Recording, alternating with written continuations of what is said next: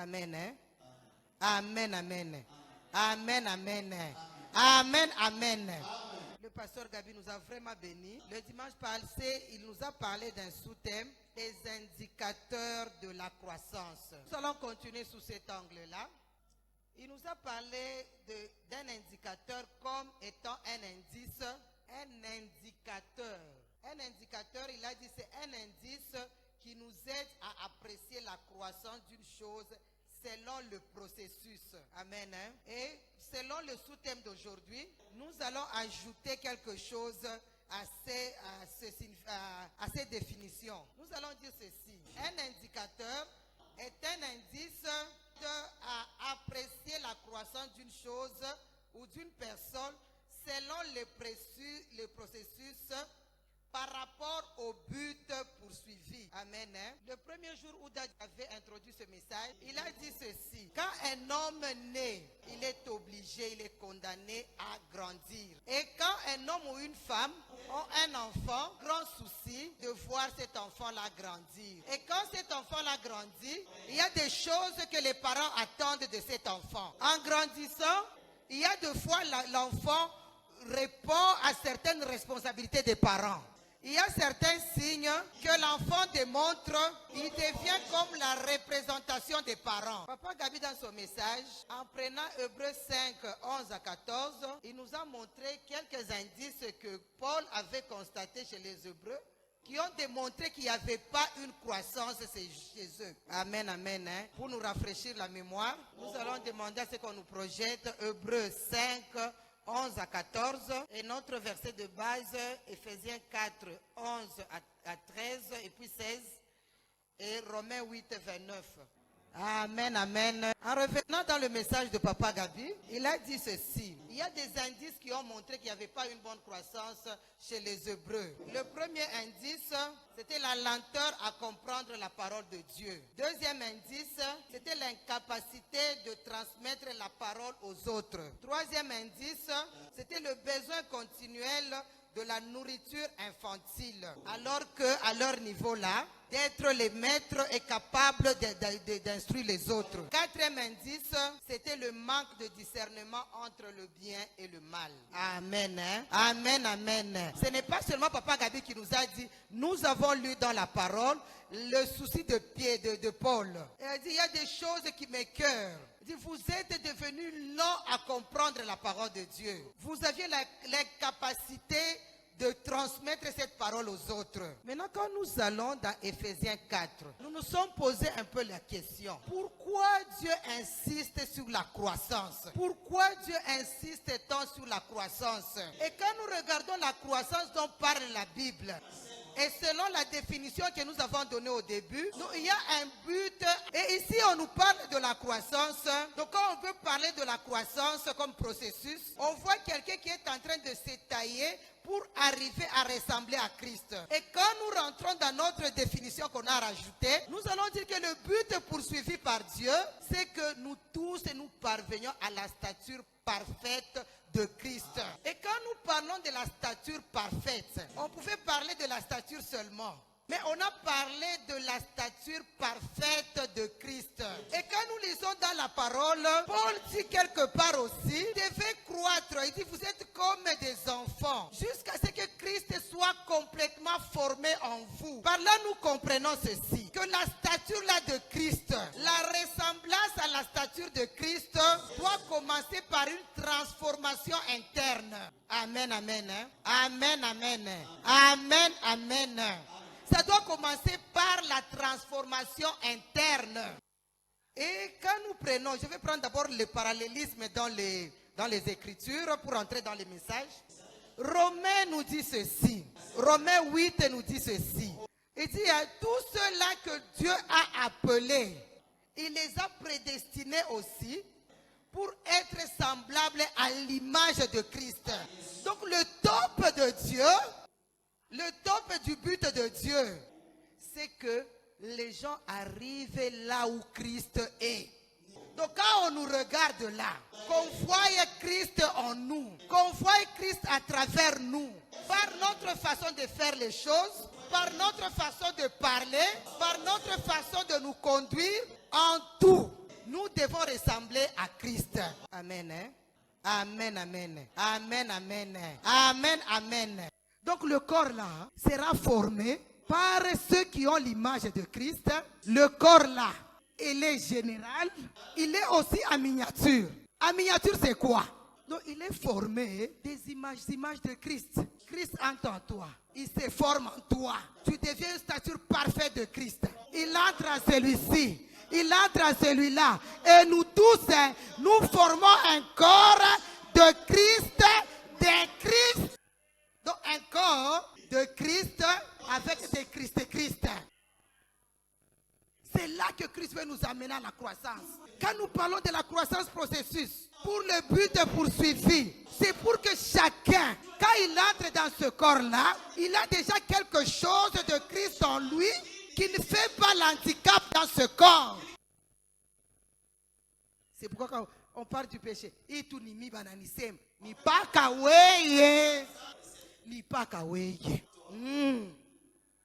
de toi qu'on parle parce qu'on a besoin de toi. Christ va revenir pour qu'après tout est néana. Même dans la maison, avant de fermer la porte, on se rassure que tout le monde est là. Qui n'est pas là? La maman devient inquiète. Le papa devient inquiet. C'est comme ça que Christ nous attend. Christ nous attend. Jusqu'à ce que tous vont se réunir. Il dit allez faire de toutes les nations les disciples. Mais une chose que j'aime, allez faire toutes les brebis égarées de la maison d'Israël. Moi je dirais même, allez faire chercher tous les membres dispersés et formez-moi un corps. Et quand je verrai ce corps-là, au complet, alors je reviendrai. Atashimama paewa.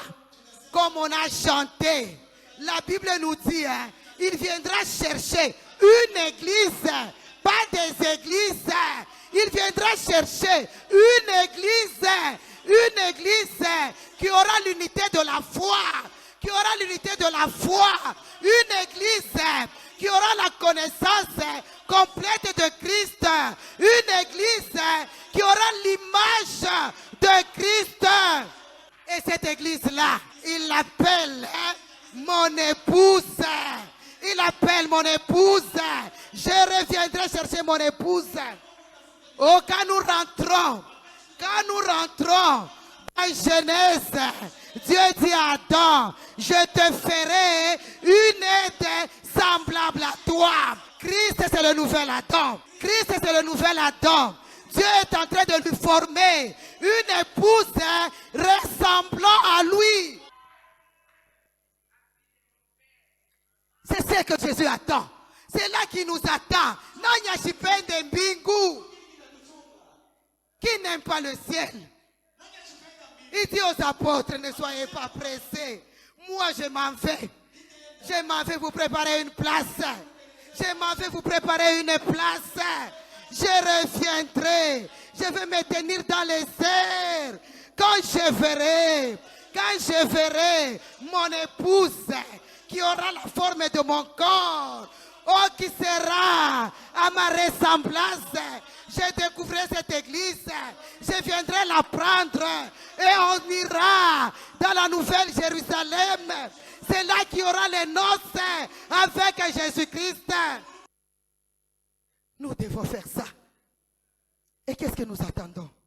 Pour arriver à cette image-là, cette épouse-là, qui ressemble à Christ-là, il nous faut travailler. Il faut faire l'évangélisation. Il faut intercéder. Il faut faire l'intercession. Parce qu'il y a d'autres qui sont retenus dans des prisons de Satan. Réveillez. Mais toi et moi, depuis qu'on a cru, seulement comme tu quittes le dimanche comme ça, le corps de Christ ne t'intéresse pas. Toutes ces choses ici qu'on dit, le retour de Christ, alors que le monde est en ébullition. Les musulmans sans espérance, avec une espérance, on ne sait pas laquelle. Ils sont en train de construire les mosquées chaque jour. Mais nous ne voulons pas grandir pour comprendre ce que Dieu attend de nous. C'est pourquoi j'ai posé la question. Qu'est-ce que tu attends de Dieu? Qu'est-ce que tu fais en Christ? Qu'est-ce que tu attends? Pour toi, les choses de Dieu te disent quoi? J'ai aimé comme les gens se sont tenus debout. Quand on a parlé de Jérusalem et Abouana, les Mouti Moutakatif, j'ai vu l'espérance de tout un chacun. Quand les gens se sont tenus debout, je me suis dit, là on nous a touchés. Là on a touché à notre foi. On a touché à notre espérance. On a touché à notre attente. Jérusalem, la nouvelle Jérusalem, c'est là que nos regards sont fixés. Un jour, après tout ça, nous attendons à entrer là-bas. J'ai vu tous les choristes debout. Et j'ai dit, les enfants de mon père. Donc quand ils regardent le monde, ils se disent, nous sommes que des pèlerins. Sur cette terre, il y a la nouvelle Jérusalem qui nous attend. Le jour où j'avais vu Dubaï, j'ai dit, c'est très beau. C'est très beau. Mais quand j'ai comparé à ce que la Bible parle de Jérusalem, j'ai dit, je ne peux pas rater ça. Je ne peux pas rater ça. Il y a des coins où vous allez, quand vous regardez, vous dites, ça c'est construit par les hommes. Est-ce que les hommes vivent ici? Est-ce que c'est comment? Est-ce que les gens tombent même malades? Mais tout ça c'est rien par rapport à la nouvelle Jérusalem. Par rapport à la nouvelle Jérusalem, on nous dit là-bas, oh, même les routes seront en or. Même les routes seront en or. Nous mangerons avec Jésus. Nous mangerons avec Jésus. Pas le soleil ici qui nous pique. La Bible nous dit, Jésus-Christ, c'est lui qui sera notre soleil. C'est lui qui sera notre soleil. Qui ne voudra pas vivre là-bas? Qui ne voudra pas vivre là-bas? Le monde est en ébullition aujourd'hui. Le monde est en ébullition aujourd'hui. J'étais avec une dame là, une blanche l'autre samedi. On était là avec un papa. Elle nous a dit ceci. En Afrique, vous êtes encore bien. Là, chez nous, en Angleterre, on est interdit même de parler de Christ à quelqu'un. Quand quelqu'un est homosexuel, vous le laissez, c'est sa conviction. Si quelqu'un dit, moi, je suis un chat, push, laissez-le. Un enfant à l'école, il fait des choses comme un chat. Ne lui parlez pas. Ne lui dites pas, tu es un chat. Le gouvernement va t'arrêter. J'ai vu quelque chose qu'on a montré dans les réseaux sociaux. À Taïwan, une femme s'est mariée avec un chimpanzé. Et ils ont eu même un enfant. Nous allons où avec ce monde? Ceux qui ont des enfants avec les chiens n'en parlent même pas. Mon frère, ma soeur, regarde quelle race on est en train de nous former aujourd'hui. Regarde quelle race le monde est en train de former aujourd'hui. Regarde les enfants d'Adam, ceux qui sont en train de former comme race aujourd'hui. Imaginez le monde dans 10 ans. On sera mélangé à des hommes chiens, à des hommes chimpanzés, à des femmes chiennes, à des hommes chats. C'est pourquoi Jésus dit, vous êtes une race. Je voudrais former une race. La race du nouvel Adam. La race du nouvel Adam. Il dit, vous êtes une race élue. Il dit dans 1 Pierre 2, vous êtes une race élue. Il nous prend pour une nouvelle race. Jésus veut former une nouvelle race. C'est pourquoi nous on s'en fout de ceux-là qui sont en train d'accoucher avec les chimpanzés. Nous savons qu'en Christ, c'est une autre race qui est en train de se former. La race de Christ. La race de Christ. Il dit ceci, vous êtes une race élue. Et cette race-là, c'est la race qui va vivre dans ce royaume-là. Il y a un royaume qui nous est préparé. Nous devons rassembler tous ceux de notre race. Nous devons faire l'évangélisation. Nous devons travailler pour Dieu. Pour aller chercher ceux de notre race qui sont perdus dans le monde. Nous devons aller les chercher. Nous devons former cette race. Oh, Jésus dit ceci. Vous êtes race élue. Vous êtes un peuple. Vous n'étiez pas d'abord un peuple. Maintenant en moi, vous êtes un peuple que je me suis acquis. Un peuple que je me suis acquis. Et Seigneur nous dit ceci. Un peuple que je me suis racheté. Je vous ai fait sortir du monde. Dans cette saleté-là. De la race-là des mélanges. La race-là corrompue. La race du premier Adam. Maintenant, c'est une race qui porte l'image de Christ. Une race qui porte l'image de Christ. Une race, oh, des rois et des sacrificateurs. Tout ça, il nous faut travailler pour parvenir à cela. Pourquoi nous continuons à dormir? Pourquoi nous continuons à faire les choses comme si notre demeure finale c'est ici sur cette terre? Pourquoi nous retardons l'accomplissement du plan de Dieu? Il dit, tous ceux-là qu'il a appelés, il les a prédestinés à devenir à l'image de Christ. Et ce sont ceux-là, ces gens-là, qu'il a justifiés et qu'il va glorifier le dernier jour. Mais regardez où nous sommes. Nous venons à l'église, nous écoutons la parole de Dieu, nous partons. Un jour on apprend, Mama leo anaenda kwa Mungu baba. Unaenda kwa Mungu. Atarudi tena. Mama leo anaenda. Ce n'est pas ça la vie. Ce n'est pas ça la vie que Jésus a cherché pour nous. À la croix, c'est une vie qui traverse les limites de ce monde. C'est pourquoi nous nous disons pour nous, la mort, c'est une traversée pour quitter cette tente. Pour quitter cette tente, Paul appelle ce corps la tente. Nous allons nous débarrasser de cette tente ici pour rentrer chez nous, pour rentrer dans notre royaume. N'y entre pas seul. N'y entre pas seul. Où est ton frère? Où est ta soeur? Où est ceux-là de ta race? Acte 12 nous dit, vous êtes une race. Oh, j'aime quand on m'appelle race. Tu es une race élue. Tu es une race royale. Pas de n'importe quel roi, mais de Christ. Tu dois porter l'image de Christ. Tu dois porter l'image de Christ. Tu as ta place là-bas.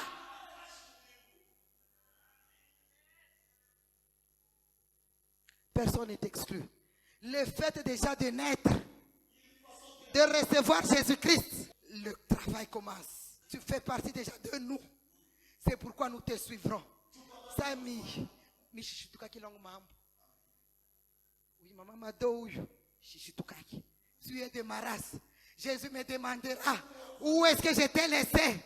Jésus me demandera où sont ceux de ta race. Jésus me demandera où est ton doigt. Jésus me demandera où est la jambe. Jésus me demandera. C'est pourquoi je viendrai, je te suivrai, je gronderai, je parlerai toujours et toujours jusqu'à ce que nous serons au complet. Chico m'a suivi. Tout à fait, la pasteur chantait, ah, vous êtes dans un choquage, et calme-belle. À un certain moment, quand je pense que tu es de notre, que tu es né en Christ, tu as la sémence de notre race, tu as l'image de notre Dieu. Je dis, je ne te laisserai pas. Je viendrai et je viendrai encore. Je te tirerai et je te tirerai encore. Il dit à la fin, nous serons glorifiés. Parce que la culture de notre royaume, c'est une culture d'amour. C'est une culture de partage, une culture de compassion. C'est pourquoi je ne te laisserai pas manquer ta couronne. Je ne te laisserai pas manquer ta couronne. Je te dirai, mon frère, viens à l'évangélisation. C'est là que tu auras ta couronne. Rentre à la chorale. C'est là que tu auras ta couronne. Viens à l'intercession. C'est là que tu auras ta couronne. Viens torchonner. C'est là que tu auras ta couronne.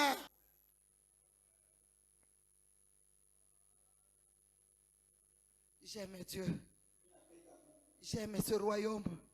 J'aime ce royaume. Nous, quand nous sommes venus à Christ, on ne savait pas qu'on pouvait gagner l'argent dans le Seigneur. C'est avec le temps qu'on a compris cette écriture-là qui dit, cherchez premièrement le royaume de Dieu et sa justice. Le reste vous sera donné par surcroît.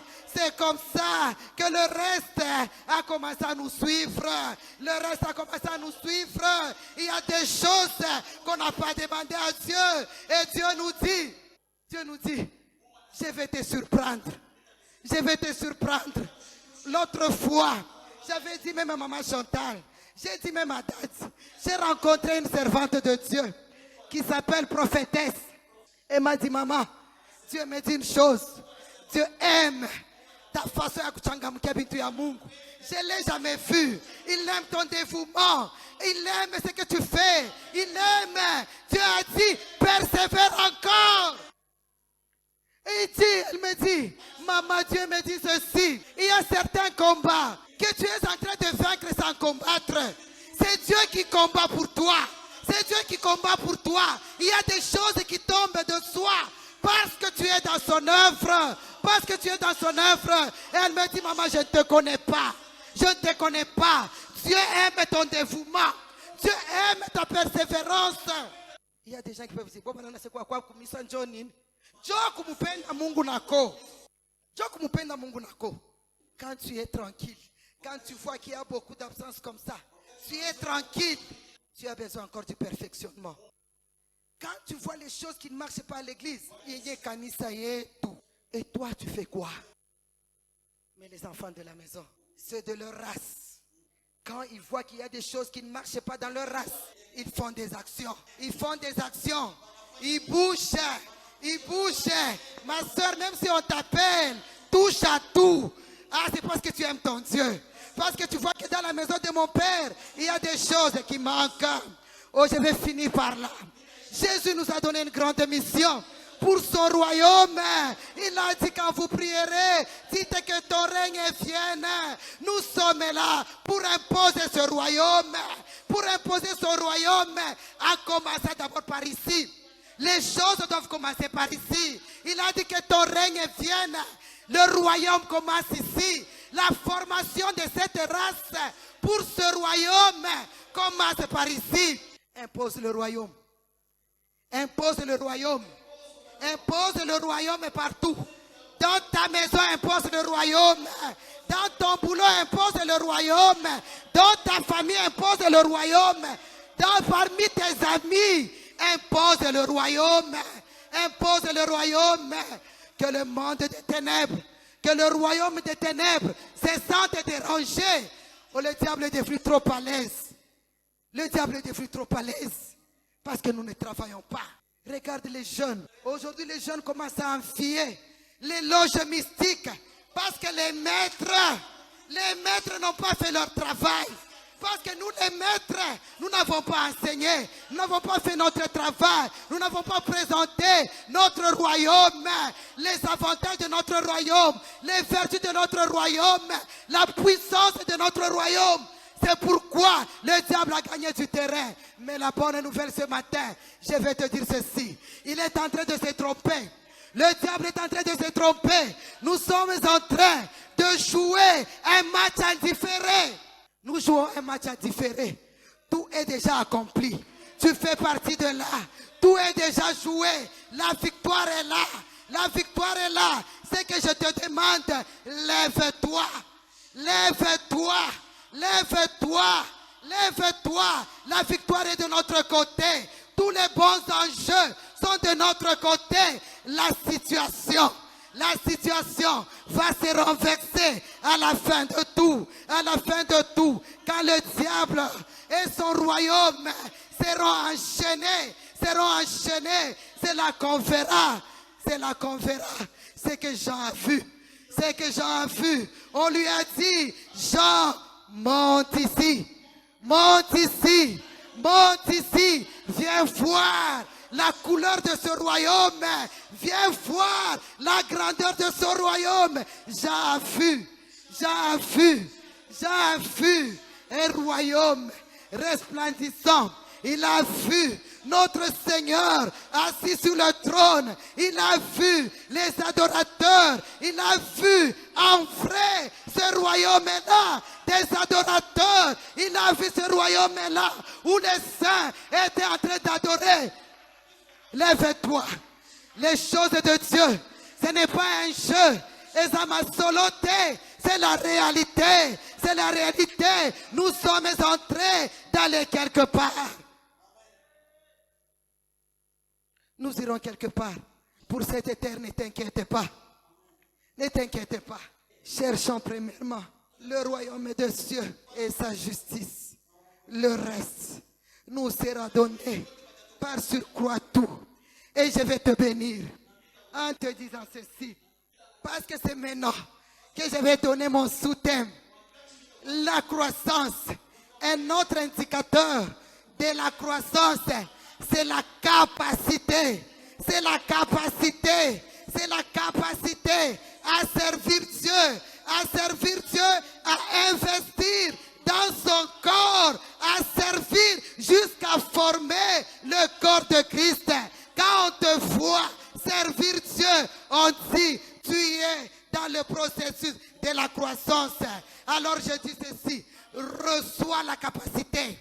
Reçois la capacité. Reçois la capacité de servir Dieu. Reçois la capacité. Reçois la capacité de construire selon les grâces que tu as reçues l'œuvre de Dieu. Reçois la capacité de construire dans le corps de Christ.